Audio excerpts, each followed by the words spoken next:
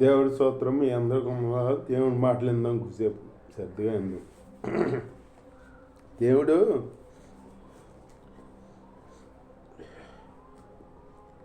దేవుడు లేడని బుద్ధిహీనులు తమ హృదయంలో అంటారంట.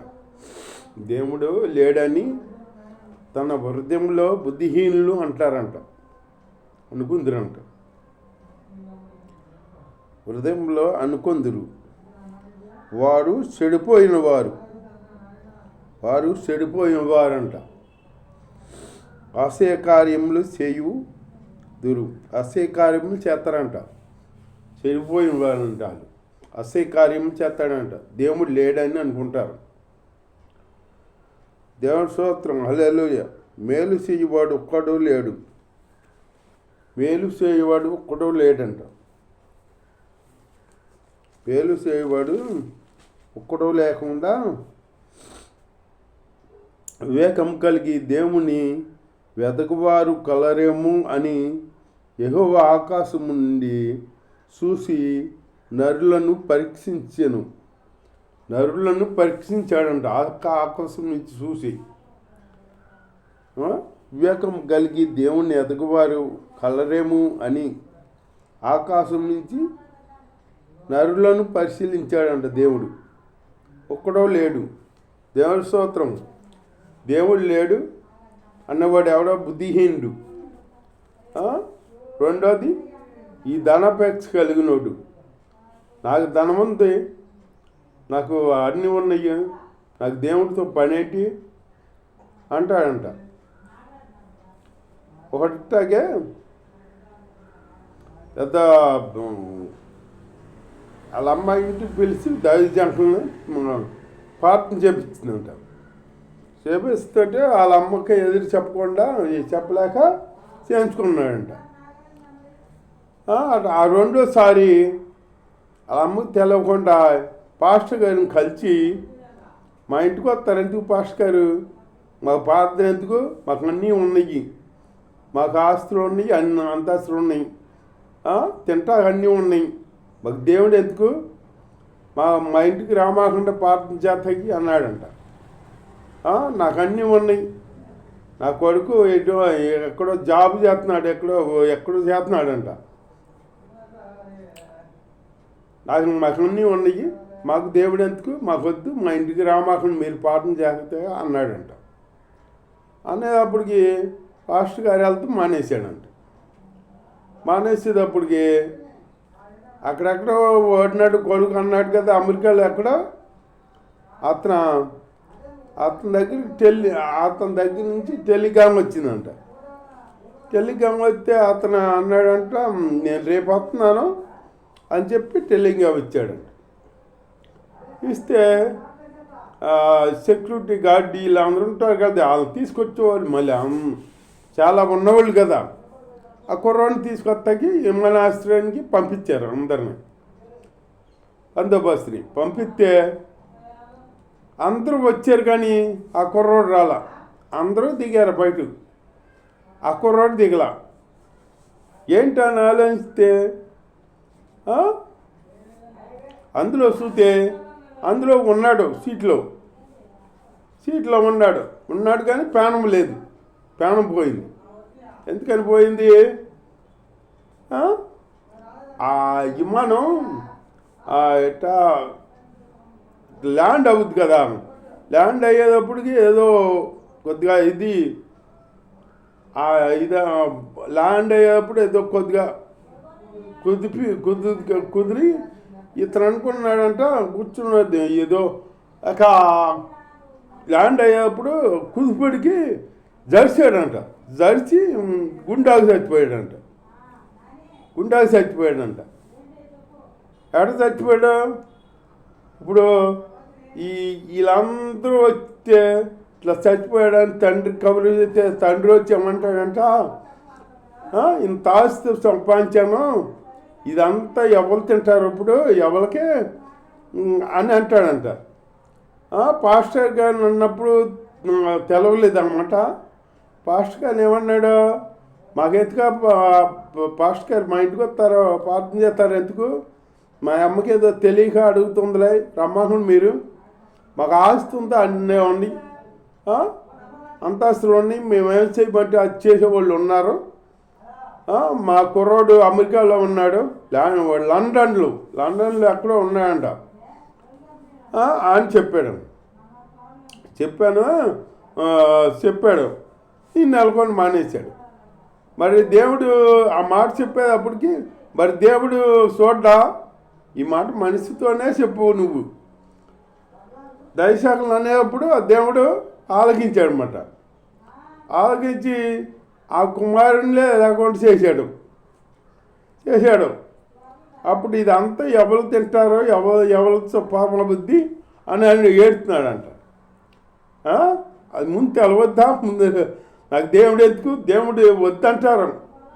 అన్నీ ఉన్నాయి మాకు ఏంటి ఆస్తి ఉంది, అంతాస్తి ఉంది, తింటాకున్నాయి, కట్టుకోవడానికి అన్నీ ఉన్నాయి, మాకేమక్కర్లేదు, మాకు దేవుడు వద్దు ఏమొద్దు అంటారు. నీకు ఎన్ని ఉన్నా కానీ దేవుడు కావాలి. దేవుడు లేకపోతే నువ్వు ఎందుకు పనికిరావు, కూసేపు కాడ నువ్వు నిలవలేవు. దేవుడు కావాలి మాట. దేవుడు వద్దన్నమాట అనకూడదు. దేవుడు వద్దన్నమాట నీ నోట రాకూడదు.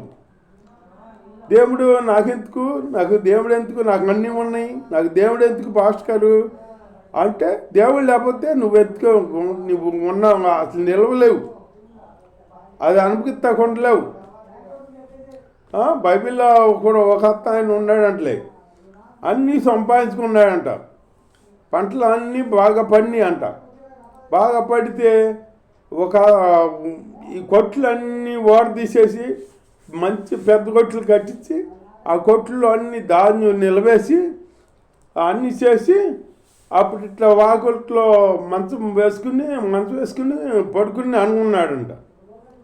అనేక సంవత్సరాలకి నీకు కూడబెట్టాను, పండించాను, పంట కూడబెట్టాను, ప్రాణమా తినుము తాగుము సుఖించము అందామని ప్రాణంతో చెప్పుకుందాం అనుకుంటున్నాడంట, ఆలోచించుకుంటున్నాడంట. ఇంకా అలా అనేటప్పటికి దేవుడు స్వరమైన పాడింది, ఎరివాడ అన్నాడంట. మరి ఎరివాడే మన తెలివి ఏముంది, మన తెలివి దేవుడి దృష్టికి వెళ్తాను. మనకి ఎంత ఉంటే మట్టుకి దేవుడు లేకపోతే మనం సున్నా. దేవుడు లేకపోతే ఎందుకు పనికిరాం మనం.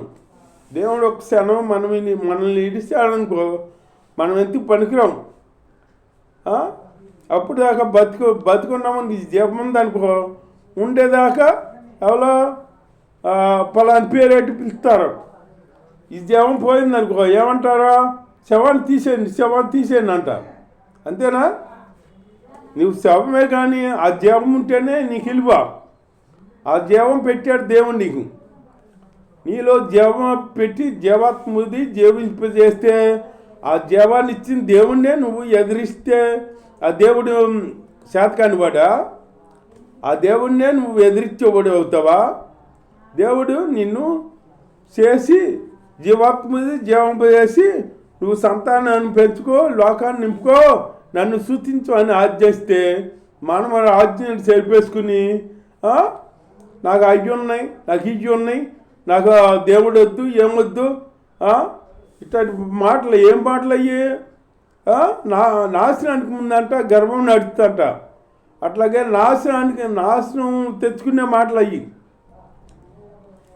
దేవుడు లేకపోతే నువ్వెంత పనికిరావు. దేవుడు లేకపోతే ఒక్క క్షణం నిలవలేవు. దేవుడి స్తోత్రం. దేవుడికి ఉంటేనే మనం ఏదైనా సంపాదించిందైనా అనుభవిస్తాకి మనం ఉండాలి కదా. మనం ఉండాలంటే దేవుడు మనకు ఉండాలి. దేవుడు ప్రాణం మాకు అనుగ్రహిస్తాడు. దేవుడు ఎత్త అనుకున్నాం అనుకో, దేవుడు ఇచ్చిన ప్రాణం తీసేసాడు అనుకో, అప్పుడు ఎవరు తింటాడో, నువ్వు సంపాదించింది ఎవరు తగ్గుద్ది? అట్లాగే నీకు ఎన్నున్నా కానీ మనకు దేవుడు ఉండాలి. మనం జీరో. మన పక్కన ఒకటిగా నిలబడి మనకి ఇలువనిచ్చాడు దేవుడు. 0 పక్కన 1 అడితే ఏమవుద్ది? 10 అవుద్ది. దానికి ఇల్లు వస్తుంది. అప్పుడు ఆ 0 పట్టి ఇంకో 0 పెడితే 100 అవుద్ది. అది కదా. అట్లాగే దేవుడు ఉంటేనే మనకి ఇలువ, లేకపోతే మనకి ఇలువ లేదు. నువ్వేదో ధనం ఉంది, బలం ఉంది, అది ఉంది, ఇది ఉంది, నా ఇంట్లో శక్తి ఉంది అనుకుంటావు నువ్వు. దేవుడు అనుకుంటాం అంతవరకే. అయ్యా నువ్వు నీ ఒంట్లో శక్తి తగ్గిపోయింది అనుకో, అప్పుడు గుర్తొస్తాడు దేవుడు. ఆనాడు అట్లా అన్నా నేను అనుకుంటుంటే పోయేది బాగుండేది అనుకుంటాం మనం. ఒంట్లో బలమో అది ఉన్నప్పుడు అట్లా అనుకుంటామన్నమాట. దేవుడు లేడు, ఏమి లేడని. దేవుడు లేడని బుద్ధిహీనులు అంటారంట. చెబుతున్నాడు ఇక్కడ, వారందరూ దారి తొలగి బొత్తిగా చెడిపోయారంట. మేలు చేయవారు ఎవ్వరూ లేరు, ఒక్కరైనను లేరు. యెహోవాకు ప్రార్థన చేయక ఆహారం మింగునట్లు నా ప్రజలను మింగుసు పాపము చేయి వారికి అందరికీ తెలివి లేదా అంటున్నాడు. పాపం చేయి వారికి అందరికీ తెలివి లేదా అంటే పాపానికి జీతం ఏమంటే మరణం వస్తుంది.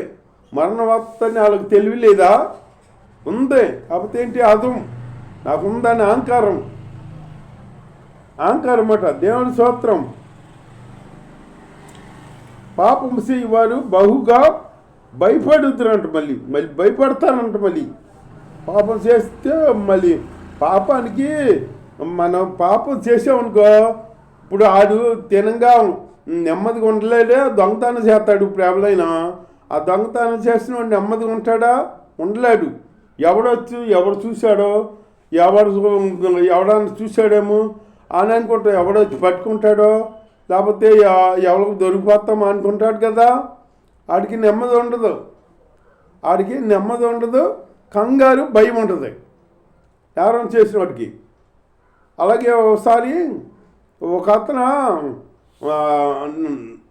వ్యవసాయం పడినప్పుడు వ్యవసాయ రాసులు కళ్ళంలో నిలుపుతారు కదా, అది ఆ కళ్ళంలోకి వెళ్ళి ఒకసారి ధాన్యం దొంగతనం చేశాడంట. ఆ బస్తా ఎత్తుకొచ్చాడంట. ఒక బస్తా భుజం మీద వేసుకుని ఎత్తుకొచ్చాడంట. ఎత్తుకొస్తే ఈ సిల్లుంది కోసం దానికి చూసుకోవాలి. అతను సిల్లుంది చూసుకోలేదు కోసం ఆ సిల్లంతా కారుకుంటా ఇతను ఎక్కడికి వెళ్తే అక్కడ దాకా కారుకుంటూ వచ్చినాయి. బస్తా ఇంట్లో పెట్టుకున్నాడు అనుకున్నాడు, కానీ ఆ చీకట్లో చూసుకోకుండా వెళ్ళి పడుకున్నాడు. పడుకుంటే ఆ రాత్రి కొద్దిగా సిలుగు బండి వాన వచ్చింది. వాన వచ్చేటప్పటికి ఈ వడ్లు నాని మొక్క వచ్చినాయి అన్నమాట. మొక్క వచ్చేటప్పటికి ఇది వచ్చి వడ్డు చూసుకుంటే ఒక బస్తా తక్కువ ఉందంట. అన్నింటిలో ఒక బస్తా తక్కువ ఉందంట అని అప్పుడు చూస్తే వడ్లు దారి కాపాడుతున్నాయి అంట. మొలకొచ్చి ఈ దారి కాపాడుతున్నాయి ఏంటి, ఎక్కడ ఉంది, ఎక్కడికి వెళ్ళి ఎవరు ఎత్తుకెళ్ళారని ఆ దారంతా చూసుకుంటూ వచ్చాడంట. వస్తే ఆ వడ్డు దొంగతనం చేసిన ఇల్లు దగ్గరికి వచ్చినాయి అంట. అది తెలిసిపోయింది అతనికి. వెళ్ళి అతను బయటికి రా అని చెప్పేసి, నా ధాన్యం దొంగతనం చేసావు కానీ నువ్వు ఎత్తుకురా బయటకు అంటే, ఏం చేస్తామంటే అంటే ఇదిగో చూడు వడ్లు దారి కింద ఉన్నాయి చూడు, ఆ దారి చూసే వచ్చాను నేను అన్నాడు. ఇది చూసుకోవాలా దొంగతనం చేశాను, ఎవరు చూడలేదుగా అనుకున్నాడు. కానీ ఈ దారిగా పడిపోయి ఈ దారి చూపిస్తాయి అనుకోకుండా ఇంట్లో హాయిగా పడుకున్నాడు అన్నమాట. పడుకుంటే అప్పుడు అతను అవి చూసి ఇంటికి వచ్చాడు.